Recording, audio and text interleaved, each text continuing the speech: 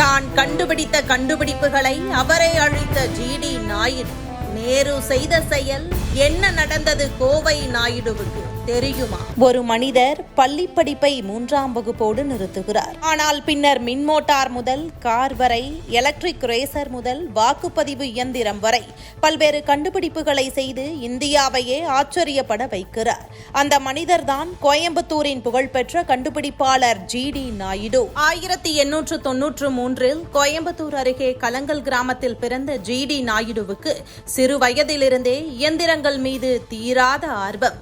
முறையான பொறியியல் படிப்பு இல்லாமலேயே இயந்திரங்களை பார்த்தும் பிரித்து பார்த்தும் மீண்டும் இணைத்து பார்த்தும் தொழில்நுட்பத்தை கற்றுக்கொண்டார். அதன் விளைவு மின் மோட்டார், பேட்டரியில் இயங்கும் எலக்ட்ரிக் ரேசர், மிக மெல்லிய ஷேவிங் பிளேட், பழச்சாறு பிழியும் இயந்திரம், மண்ணெண்ணெயில் இயங்கும் விசிறி, கேமரா தொடர்பான கருவிகள், வாக்குப்பதிவு தொடர்பான இயந்திரம், குறைந்த விலையில் தயாரிக்கக்கூடிய ரேடியோ என்று அவர் பரிசோதித்த தொழில்நுட்பங்களின் பட்டியல் நீள்கிறது. ஆனால் அவரது மிகப்பெரிய கனவு இந்தியர்களுக்கான இந்திய கார். 1952 2 பேர் அமரக்கூடிய பெட்ரோல் காரின் புரோட்டோடைப்பை உருவாக்கினார். அதுவும் சாதாரண மக்களால் வாங்கக்கூடிய குறைந்த விலையில் கார் தயாரிக்க வேண்டும் என்பதே அவரது நோக்கம். இப்போது கொஞ்சம் யோசித்து பாருங்கள். அந்த காலத்திலேயே ஜிடி நாயுடுவின் கார் தொழிற்சாலை இந்தியாவில் தொடங்கி இருந்தால் அது வெறும் ஒரு கார் தொழிற்சாலையாக மட்டும் இருந்திருக்காது.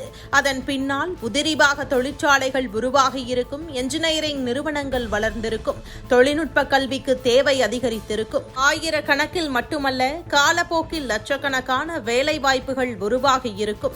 இந்தியாவின் ஆட்டோமொபைல் மேனுஃபேக்சரிங் எக்கோசிஸ்டம் பல ஆண்டுகளுக்கு முன்பே வலுப்பெற்றிருக்கும்.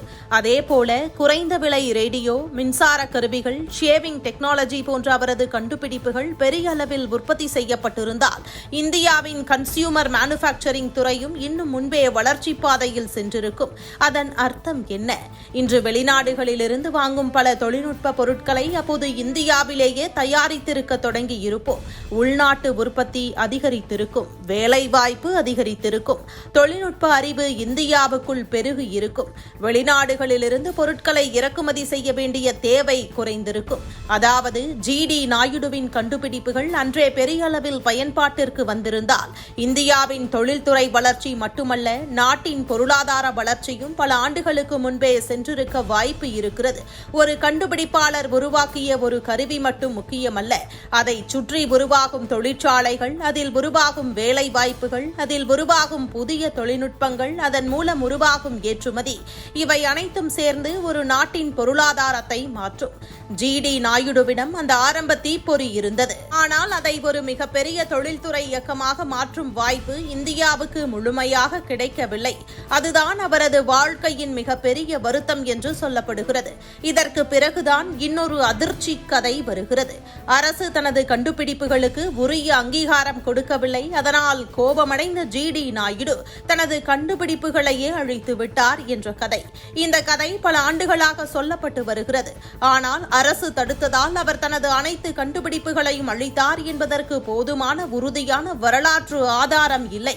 அதே நேரத்தில் அவரது பல கண்டுபிடிப்புகள் புரோட்டோடைப்பை தாண்டிய பெரிய அளவிலான கமர்ஷியல் புரொடக்ஷனுக்கு செல்லவில்லை என்பது உண்மை.